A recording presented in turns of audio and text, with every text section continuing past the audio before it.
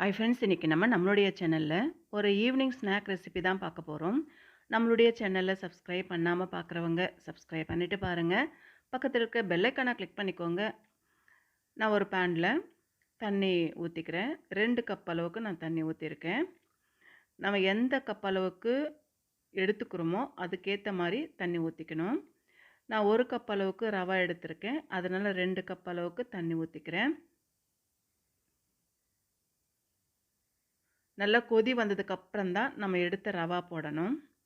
இல்லைன்னா கட்டிக்கும், கஷ்டமாக இருக்கும் கிளறது கூட. அதனால நல்லா கொதி வந்ததுக்கப்புறமா போட்டோன்னா ஈஸியாக இருக்கும் கிளறதுக்கு, கட்டிகள் இல்லாமல் இருக்கும், சரியாகவும் இருக்கும். பாருங்கள், நல்லா கிளறியாச்சு.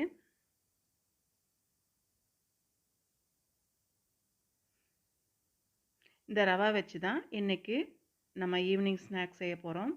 குழந்தைங்களுக்கு ஸ்கூலில் இருந்து விட்டு வரும் பொழுது இது போல் நம்ம செஞ்சு கொடுத்தோன்னா அவங்களுக்கும் சாப்பிட்ட ஒரு திருப்தி கிடைக்கும். அடுத்து அவங்க படிக்கிறதுக்கும் அது யூஸ்ஃபுல்லாக இருக்கும், பசி இல்லாமல் இருக்கும். இதை எடுத்து தனியாக வச்சுக்கலாம். இப்போது அதே பேனில் வாஷ் பண்ணிவிட்டு நான் ஆயில் விட்டுருக்கேன். கடுகு, உளுத்தம் பருப்பு சேர்த்துக்கிறேன்.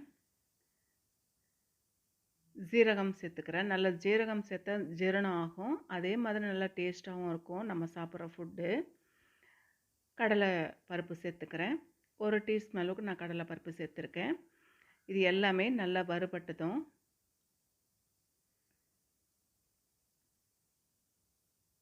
கருவேப்பிலை சேர்த்துக்கிறேன்.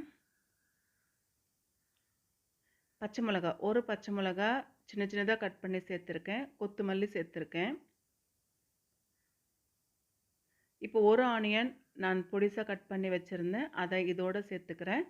ஆனியன் நல்லா இந்த ஆயில்லையே வதங்கி வரட்டும்.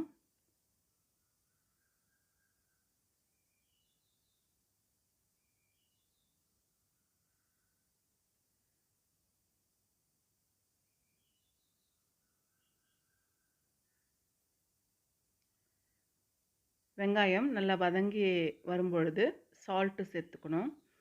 1 டீஸ்பூன் அளவுக்கு நான் சால்ட்டு சேர்த்துருக்கேன். மறுபடியும் நல்லா வதக்கிக்கலாம்.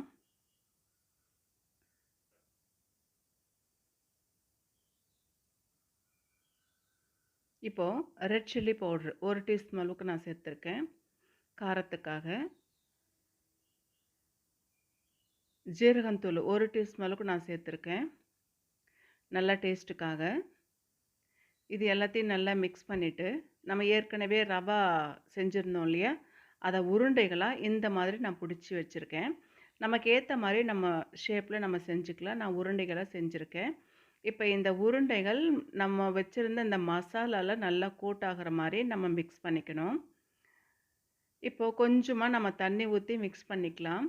ஏன் தண்ணி ஊற்றி மிக்ஸ் பண்ணுறோம் அப்படின்னா, மசாலா எல்லாத்துலேயும் நல்லா ஒட்டும், டேஸ்ட்டும் நல்லாயிருக்கும், காரம் கொஞ்சம் கம்மியாக இருக்கும். இது நல்லா ஒட்டிக்கிச்சு அப்படின்னா.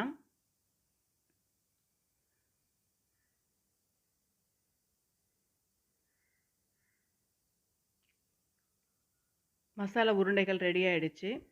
இது குழந்தைங்களுக்கு இந்த மாதிரி வித்தியாசமாக நம்ம செஞ்சு கொடுத்தோன்னா விரும்பி சாப்பிடுவாங்க.